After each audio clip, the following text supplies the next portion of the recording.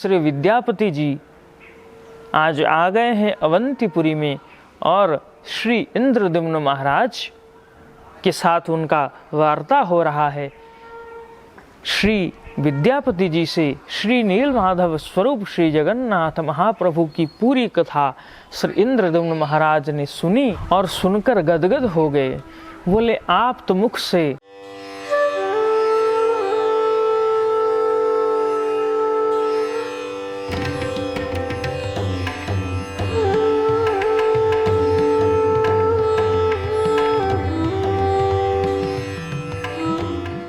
श्री सीतानाथ समारंभां श्रीरामानंदार्य मध्यमाम् अस्मदाचार्य पर्यन्तां वन्दे गुरु श्री परम्पराम् नीलाचल निवासाय नित्याय परमात्मने बलभद्र सुभद्राभ्यां जगन्नाथाय ते नमः। जय जय जगन्नाथ, जय जय जगन्नाथ, जय जय जगन्नाथ। पिछले सत्र में हमने सुना कि श्री विद्यापति जी आज आ गए हैं अवंतीपुरी में और श्री इंद्रद्युम्न महाराज के साथ उनका वार्ता हो रहा है। श्री विद्यापति जी से श्री नीलमाधव स्वरूप श्री जगन्नाथ महाप्रभु की पूरी कथा श्री इंद्रद्युम्न महाराज ने सुनी और सुनकर गदगद हो गए। बोले, आप तो मुख से आप्त वाक्य सुनकर मैं प्रसन्न हो गया। ये आप्त वाक्य मतलब वेदादि शास्त्र सम्मत वाक्य।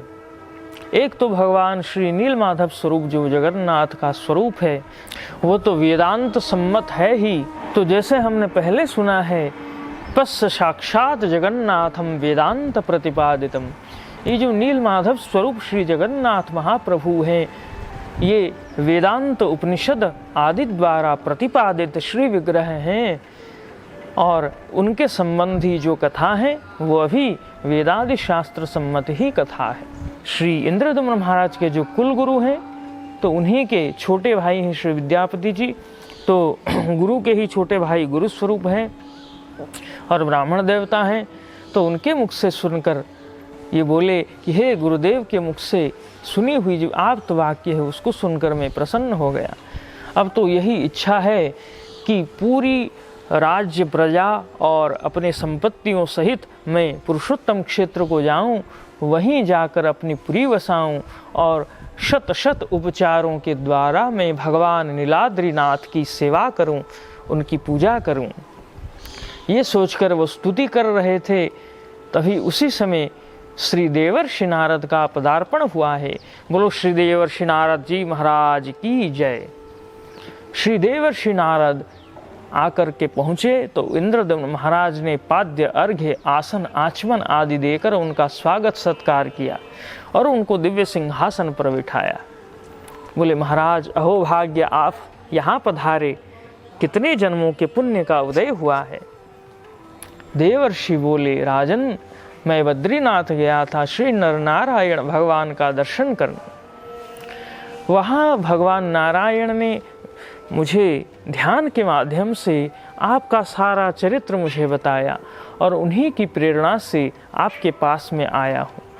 तो जो उद्देश्य था इंद्रद्युम्न महाराज का, उसको चरितार्थ करने के लिए भगवान नारायण ने देवर्षि नारद को उनके पास भेजा और वो विष्णु भक्ति की महिमा का वर्णन करते हैं देवर्षि नारद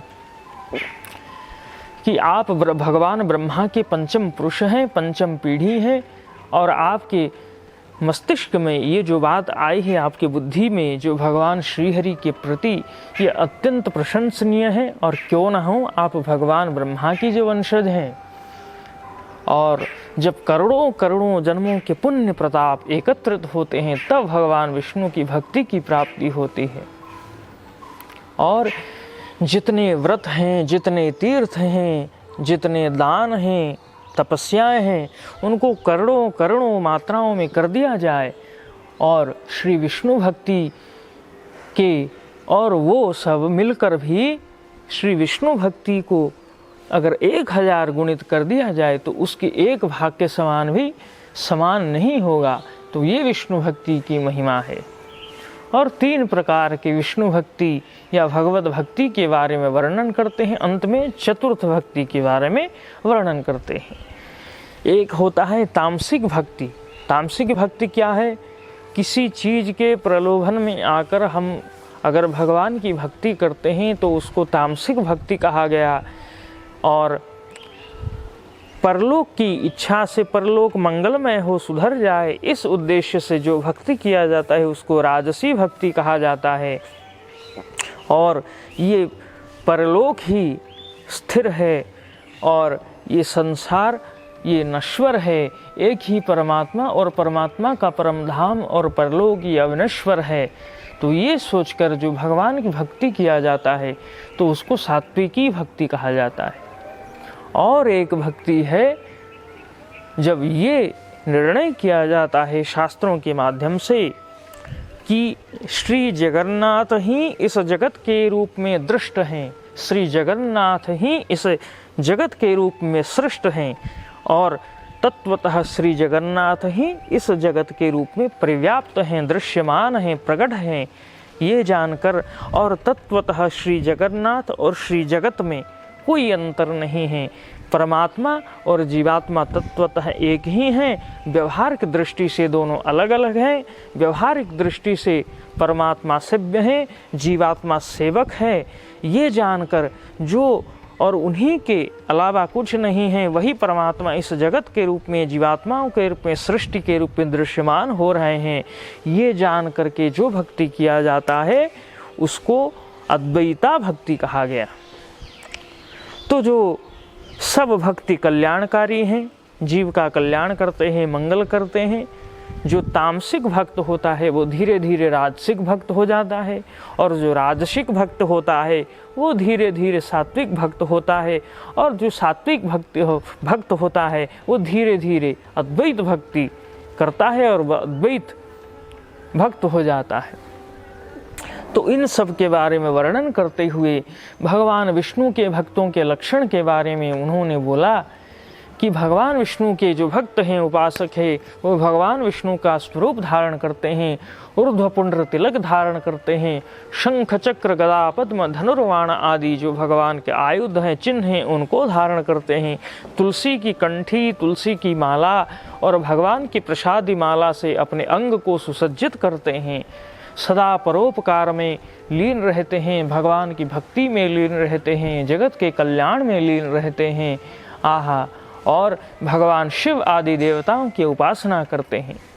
साधारण दृष्टि से भगवान के कोई भी स्वरूप के कोई उपासक हो तो अन्य स्वरूप को उन्हीं के अवतार स्वरूप मानकर, उन्हीं के परिकर मानकर आचार्य रूप में उनकी सेवा की जाती है।